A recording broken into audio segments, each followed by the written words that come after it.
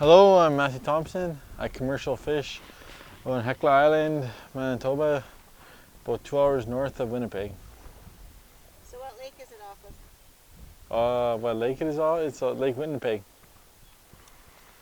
So who got you into fishing? My dad got me into fishing. I started fishing when I was 5 years old, going to the lake with him.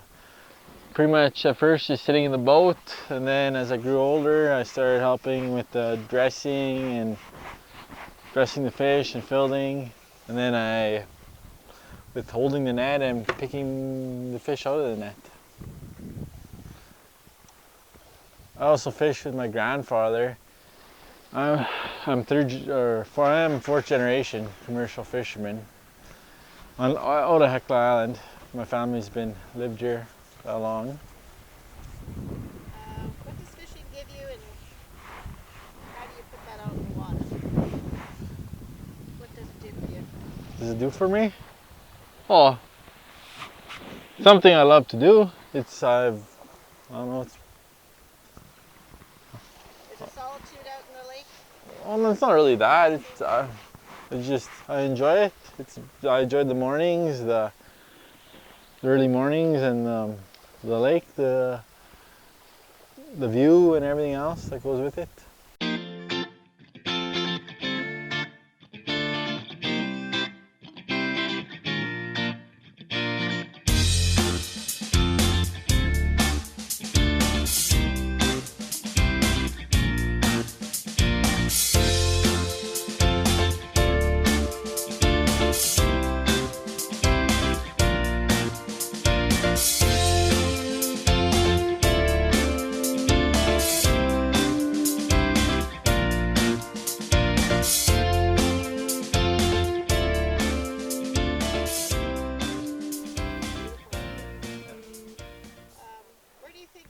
Fishing is headed in Manitoba?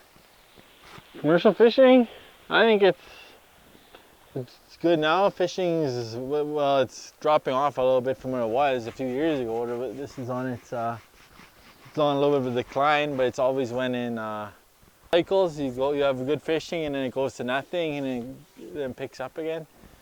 So how do you think the mussels and the environment of the algae in Lake Winnipeg will affect your fishing? It's hard to say. You don't know, I guess. It's a different lake than the other lakes where they had the algae and the mussels, so it might affect it differently. Mother Nature has a way of coming back. Do you see a lot of difference in the fishing since with the increase of algae? No. No, there hasn't been much change. Have you noticed a lot of mussels out here in Lake Manitoba? Lake Winnipeg? Yeah, there's quite a few those zebra mussels along the dock here. They had traps set up for them last summer, and they were getting quite a few in the harbor here. So they are increasing? Oh yeah. One of the whitefish boats that was in Gimli Harbor had 100,000 on them, and when they stopped counting. Oh boy, is that because people aren't properly cleaning their boats when they move from lake to lake? Or?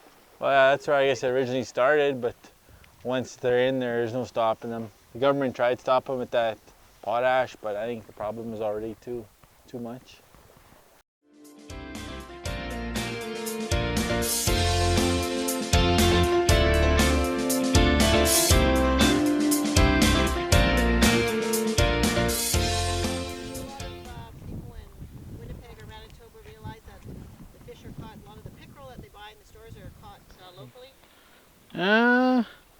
I don't know. I think some do, but I think, yeah, for the most part, no, they don't. Have you ever had any major scares out on this lake? Or is it always pretty mild like it is today? No, we've had a few rough days. Once the motor quit and we ended up on shore there in a southeast wind and had to jump off and hold it off the shore until another fisherman seen me and pulled me out. But that hasn't seemed to scare you off fishing? No, no. Fish are you usually?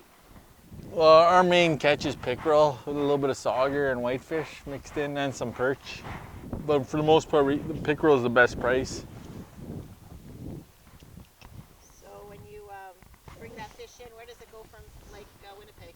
It goes into the shed here for dressing. We dress it in the shed and then we ship it into freshwater in Riverton, and from Riverton it gets trucked into the freshwater plant in the city.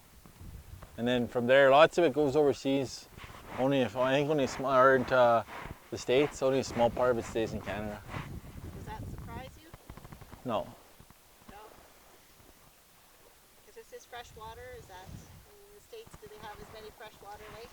No, this is the biggest producing, or highest producing pickerel lake in the world, Lake Winnipeg. Do you do other seasons other than summer? Yeah, summer, fall, and winter.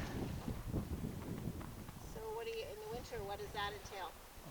Like you don't haul it obviously in a boat, so. Yeah, using bombardiers, snowmobiles, and yeah, setting nets. It's quite a bit more involved in the wintertime than it is in the open water, but Is there more danger out there? no, it's probably less dangerous in the wintertime. Is there any large cracks in the ice? Oh yeah, there's always a pressure ridge that runs north to south down the lake. You can open up. It's open up 6 to 8 feet sometimes. Sometimes it's closed depending on the weather. So if you ever get into trouble out on that lake, what is your main, I guess, resource or safe call? Are you on your own? You got the radio, the marine radio, and for the most part, cell phones work almost everywhere out here now anyways. You pick up the tower in Magnatogan or on the island. How long do you think you'll be fishing for? Well, as long as I can do it and there's a good price in it. If the price drops on it and it's not worth the money you put into it, then I would stop. But for the most part, So how does that work? Do you need a license to fish out here? yeah, you need commercial license. Yeah. Are they very expensive? Right now, the price on a big license is averages $40,000 to $50,000. How much fish does that allot you? 9,000 pounds of fish. Do you think you'll be starting up another generation after yourself? I hope so. But I don't know. We'll see. There's certain spots in Lake Winnipeg that are better for setting nets than others? Or? Yeah, there are. Everybody has their own sets they like every year they go to, and yeah, there's different spots. There's some spots where the current's too strong, the nets won't hold, the anchors don't hold the bottom, and your nets will move on you, bunch up. Are there any conservation laws or rules that pertain to you when you're out there? Yeah, we have our book of regulations that pertain to us. How tall our buoys have to be, how big the flags are. Does the size of net matter?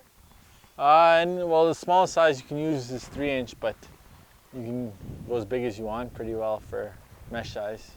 So in the years that you've been out fishing and bringing in that fish, have you see, like, say, deformities of fish or anything like that that's surprised you? No, not really. You see the odd stuff, like some fish have worms, and like you see mostly in the warm water, like not much in cold water fish. And then like if you get inland lake pickerel, the noses are more stubby than open water, like big lake pickerel, and then they're different sort of green and just things like that. I haven't noticed anything like no fish with 3 eyes or anything. You'd have to start off as a hired man working for somebody. You can't just start out. You have to work. It's like an apprenticeship. I think it's 3 or 4 seasons on the lake, and then working as a hired man, and then you can buy a fishing license. But is there a limited amount of fishing licenses out there? yeah, there's only so many on the lake. Yeah. Well, thanks for listening. Hope you learned a little bit from what I had to say. I'm Matthew Jones.